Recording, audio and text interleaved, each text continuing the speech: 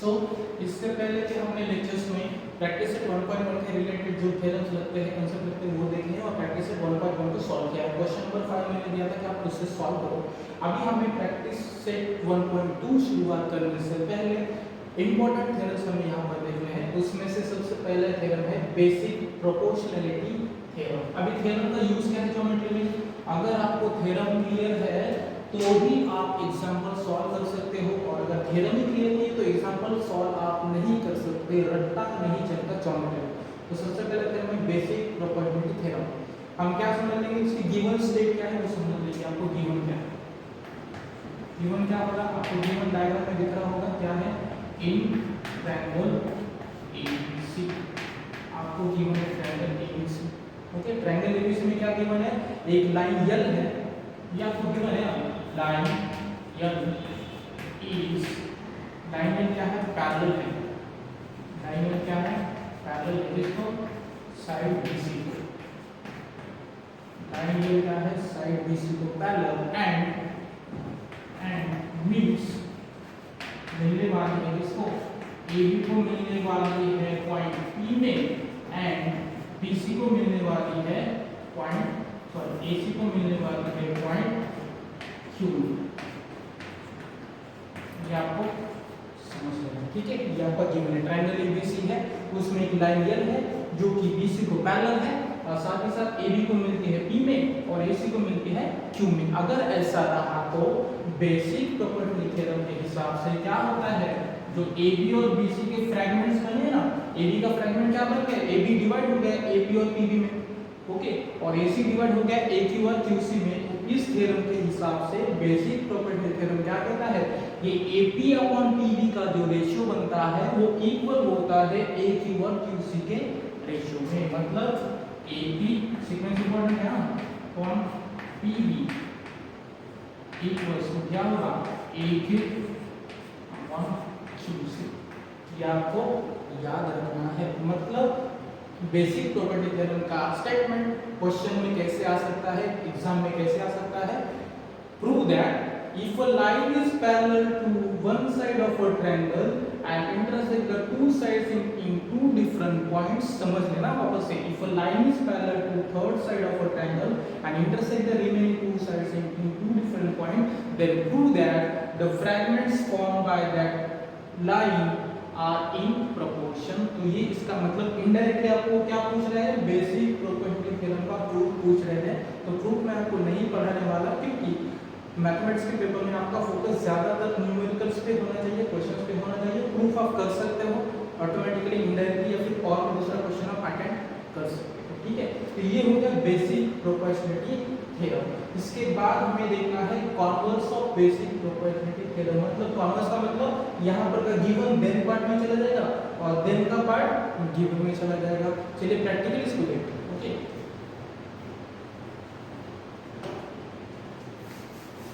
क्या देखना है हमें अभी, converse of basic proportionality theorem. याद रखना फिर आपको हेडिंग क्या है, कॉन्वर्स ऑफ क्या है, बेसिक प्रोपोर्शनैलिटी।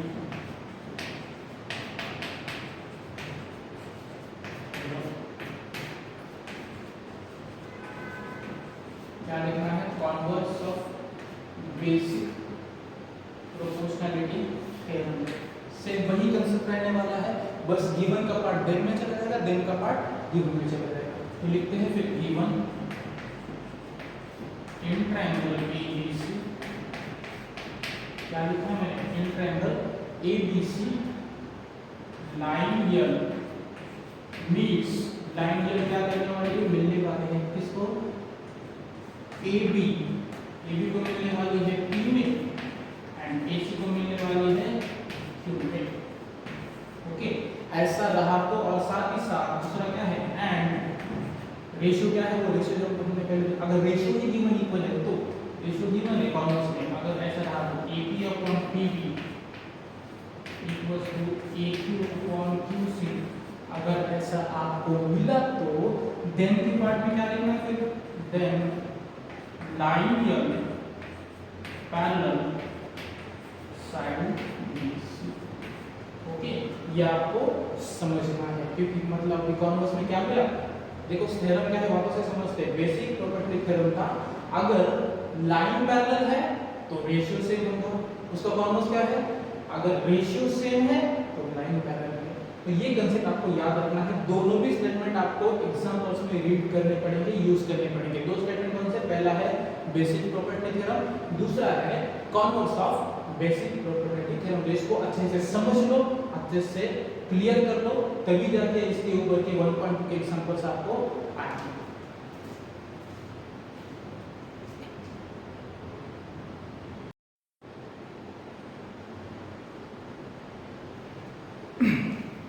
सो इससे पहले हमने देखा बेसिक प्रोपोर्शनल थ्योरम और उसके बाद देखा converse of basic proportional theorem. अभी हमें देखना है property of angle bisector of a triangle. तो मुझे बताओ एंगल बाइसेक्टर ट्रायंगल का होता है या फिर एंगल का होता है? Okay, angle bisector actually angle का होता है, लेकिन वो ट्रायंगल में एग्जिस्ट करता है। लेकिन हेडिंग कैसे हमारी property of angle bisector of a triangle. तो इसके लिए हमें सेम पिछली बार की तरह हमें क्या करना है, गिवन समझ लेना है और देन वाला पार्ट भी समझ लेना है। यहाँ पर गिवन क्या है, जैसे कि डायग्राम आप देख सकते हो, गिवन क्या है, in triangle ABC। Okay, triangle ABC में एंगल B का, एंगल बाइसेक्टर, ये देखो एंगल B दिख रहा है, तो इसके लिए BD क्या है, एंगल B का एंगल बाइसेक्टर लिखो। फिर रे BD भी चलेगा, सेगमेंट BD भी चलेगा। रे BD इज एंगल बाइसेक्टर। रे BD क्या है, एंगल बाइसेक्टर, मतलब एंगल को बाइसेक्ट करता है, एंगल B को इक्वल पार्ट में डिवाइड करने वाला रे BD है। Okay, of angle B। अब एंगल B को आप क्या पढ़ सकते हो, सेम एंगल B को एंगल ABC भी पढ़ सकते हो। आपको याद रखना है, एंगल B को आप एंगल ABC भी पढ़ सकते हो, बस कंडीशन ये है कि B वर्ड सेंटर में आना चाहिए अल्फाबेट। ओके, अब ये एंगल परसेंट की वजह से क्या हो गया, एंगल B के सेम दो एंगल्स बन गए दूसरे वाले। कौन सा होगा, मैं आपको और भी बता देता हूं। सबसे पहले है एंगल ABD, करेक्ट है, दूसरा एंगल DBC।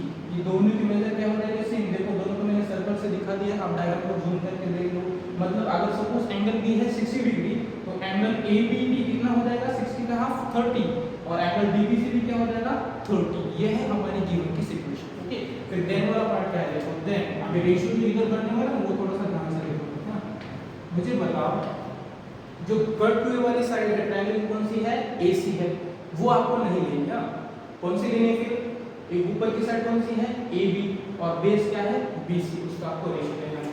ठीक है, AB इधर ले लिया, घाव में साइड में, अब जो बेस है वो क्या है, BC इक्वल टू, अभी क्या लेना है मुझे बताओ, AB के सामने जाने के बाद AC की फ्रैगमेंटेड सेगमेंट कौन सी है, ये डायरेक्शन देख लो, कौन सी फ्रैगमेंटेड सेगमेंट है, AB है, उसको आपको ऊपर लिखना है, उसको आपको ऊपर लिखना है, डिवाइडेड बाय इधर क्या है, BC। मुझे बताओ BC के सामने AC की फ्रैगमेंटेड सेगमेंट, फ्रैगमेंट मतलब थोड़ा सा छोटा सा टुकड़ा, कौन सा है, BC, ये आपको नीचे लिखना है।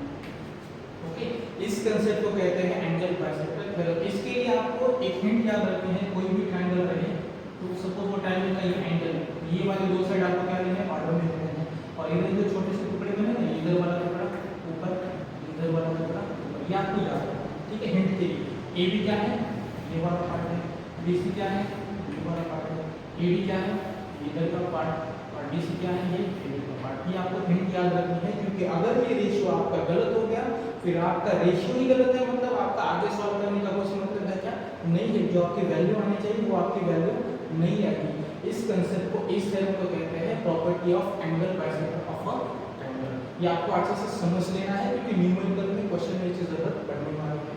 ओके, इसके बाद हमें देखना है converse of angle bisector of a triangle. तो चलिए फिर देखते हैं, सर वैसा ही होने वाला है, बस आपको क्या करना है, थोड़ा सा गिवन का पार्ट देन में डाल देना है, देन का पार्ट गिवन में रख देना है। सिर्फ वैसी ही सिचुएशन होने वाली है, कोई भी चेंजेस नहीं।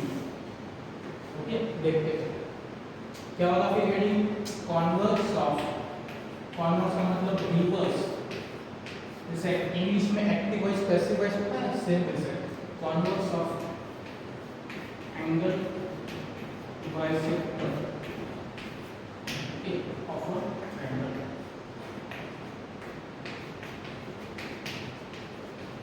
क्या है heading converse of angle bisector of angle. Heading है तो क्या करना है, कॉन्वर्स का मतलब रिवर्स करना, जो गिवन का पार्ट है वो देन में चला जाएगा, जो देन का पार्ट है वो गिवन में चला जाएगा। तो चलो फिर ये वाला प्रीवियस वाला क्वेश्चन एडिट कर देता हूं। वापस से क्या लिखना है, इन ट्रायंगल एबीसी, अभी एंगल बाइसेक्टर ये नहीं लिखना है तो बाद में प्रूव करना है। E1 इन क्या लिखना है, ट्रायंगल एबीसी, ओके। रे बीडी, रे बीडी क्या करता है, मीट करता है, मिलता है किसको, साइड AC को, कहां पर, इन पॉइंट D। लेकिन मिलता तो है, लेकिन स्पेशली कैसे मिलता है, सच दैट क्या होगा, सच दैट में लिखना है वो हमारा रेशियो AB याद है ना, divided by BC equals to इधर का क्या है AD डिवाइडेड बाय BC।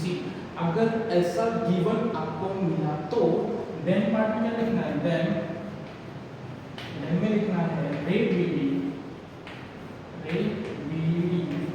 क्या होगा फिर, विल बी एंगल बाइसेक्टर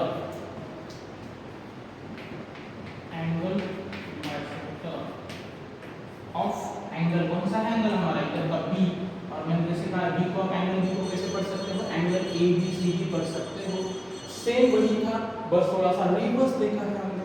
मतलब अगर आपके ट्रायंगल में इस तरीके का रेशियो मिला, आप इस तरीके के रेशियो को आपको समझ के रखना पड़ेगा, इसको आप ऐसा लर्न नहीं कर सकते, ये कंसेप्ट है, ठीक है। ये आपको समझना पड़ेगा कि रेशियो का पैटर्न कैसा है, आपको पैटर्न क्लियर होना चाहिए।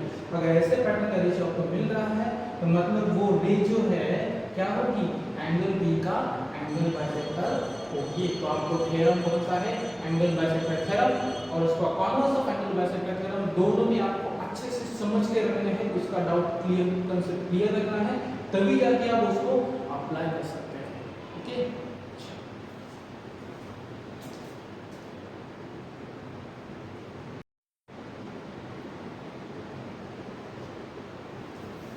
तो अब तक हमने दो थ्योरम देखे हैं, बेसिक प्रॉपर्टी थ्योरम, उसका कॉन्वर्स, ओके, ये दो थ्योरम। उसके बाद प्रॉपर्टी ऑफ एंगल बाइसेक्टर, उसका कॉन्वर्स, ये दो थ्योरम, ठीक है। मतलब इसको एक एक काउंट करते हैं। अब ये थर्ड वाला थ्योरम देखना है, एक्चुअली ये प्रॉपर्टी है या फिर इसको मिनी थ्योरम कह सकते हैं या फिर इसको कोरोलरी कह सकते हैं।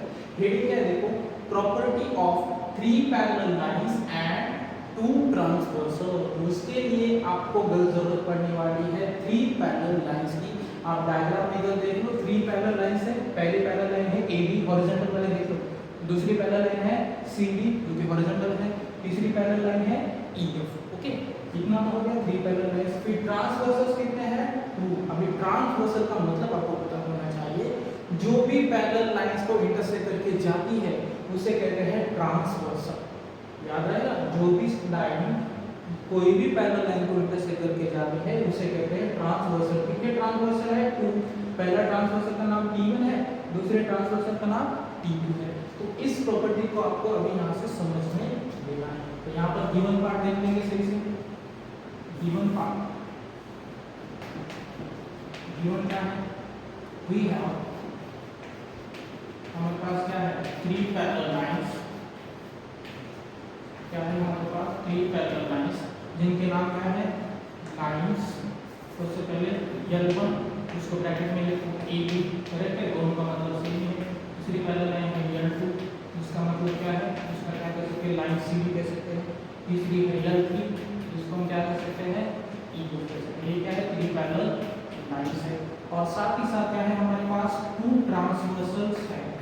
ट्रांसवर्सल का मतलब मैंने अभी समझाया, ठीक। तो ट्रांसवर्सल्स कौन से है, T1 और T2, जिसको आप लाइन A भी बोल सकते हो ट्रांसवर्सल T1 को, या फिर T2 को लाइन BF भी बोल सकते हो। तो यहाँ पर मैं सिर्फ लिखने वाला हूँ T1, T2, ये आपका क्या है, गिवन पार्ट है, 3 पैरेलल लाइंस है, 2 ट्रांसवर्सल्स है। अगर ऐसा रहा तो हमें क्या लिखना है, देन क्या होगा फिर। अब यहाँ का रेशियो बहुत ही सिंपल है, इधर सेगमेंट कौन सी है, AC डिवाइडेड बाय क्या लिखना है, CE। सिमिलरली उधर के साइड को क्या है, BD डिवाइडेड बाय क्या होगा, DO। बस यही आपको याद रखना है, क्या होगा फिर AC upon CD, sorry AC upon CE equals to उधर के साइड क्या है, BD अपॉन DF। इस कंसेप्ट को कहते हैं theorem of property of 3 parallel lines and 2 transversal. बहुत ही सिंपल है, 3 पैरेलल लाइंस है AB, CD और EF, उसके 2 ट्रांसवर्सल है E1 और E2। वो सिचुएशन आप समझ लो, यहाँ पर 3 पैरेलल लाइंस को 2 ट्रांसवर्सल मिलते जा रहे हैं। अगर ऐसा रहा तो उनका रेशियो क्या है, फिर बहुत ही सिंपल है, ये वाला पार्ट देखो, AC divided by CE equal to क्या होगा, BD डिवाइडेड बाय DF। ये बहुत ही सिंपल है, अब तक के सभी थ्योरम के हिसाब से बहुत ही स्ट्रेट फॉरवर्ड है। अभी इसका कॉन्वर्स आपको बुक में देखने को नहीं मिलेगा, तो आपको कॉन्वर्स अगर ओरली याद रखना है तो आपको सिचुएशन याद रखनी है। अगर आपको 3 लाइंस मिले इस सिचुएशन में और उसके 2 ऐसे ट्रांसवर्सल मिले, अब ये 3 लाइन पैरेलल नहीं है, हमें गारंटी है क्या, नहीं है। इसका कॉन्वर्स मैं आपको मन से लिख के देता हूँ, आपको याद रखना है, ठीक है। कॉन्वर्स भी देख लेंगे, अभी इतना सब कुछ देख लेंगे तो थोड़ा सा कॉन्वर्स भी देख लेंगे। चलो ये क्या लगाएंगे, कॉन्वर्स ऑफ, ये क्या लगाएंगे, converse of property of 3 parallel lines and 2 transversal, जो कि बुक में नहीं है फिर भी आपको याद रखना है। कॉन्वर्स ऑफ 3 लाइंस, अभी पैरेलल लाइंस वर्ड में ड्रॉप कर दो, एंड 2 ट्रांसवर्सल बना रहता है, क्योंकि थ्योरम तो वही है, 3 parallel lines and 2 transversals।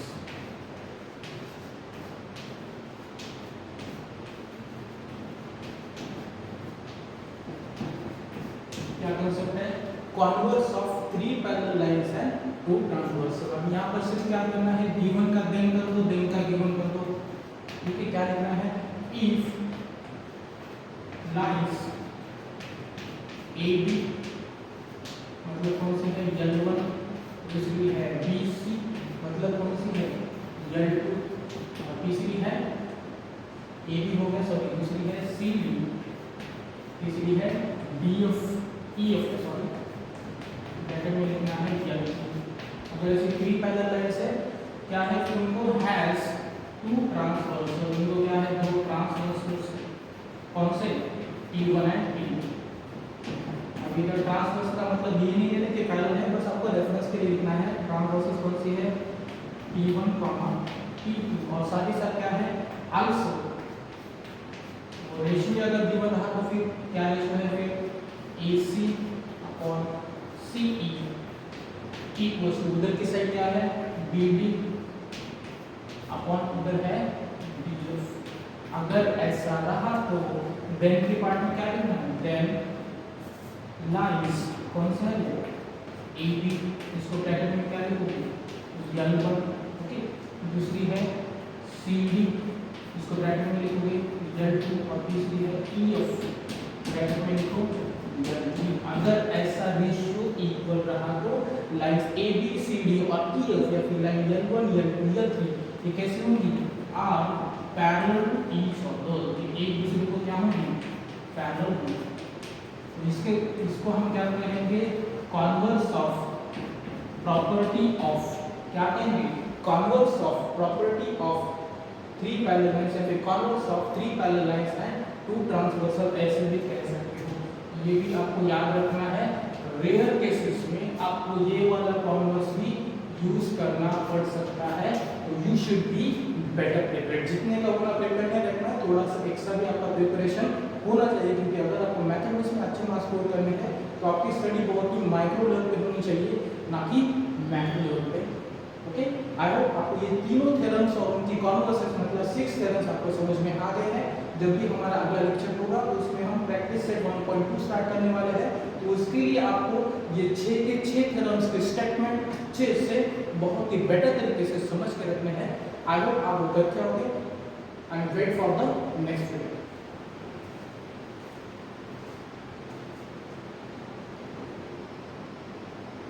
Guys अगर आप भी बोर्ड एग्जाम में पास होना चाहते हो, वो भी बिना पढ़े, देख देख देख कैसे देख रहा है। देख पढ़ने का तो मन ही नहीं करता, बिना पढ़े तो हो जाएगा तू पास। पढ़ ले साले। पढ़ ले भाई, पढ़ ले, नहीं होगा। हमने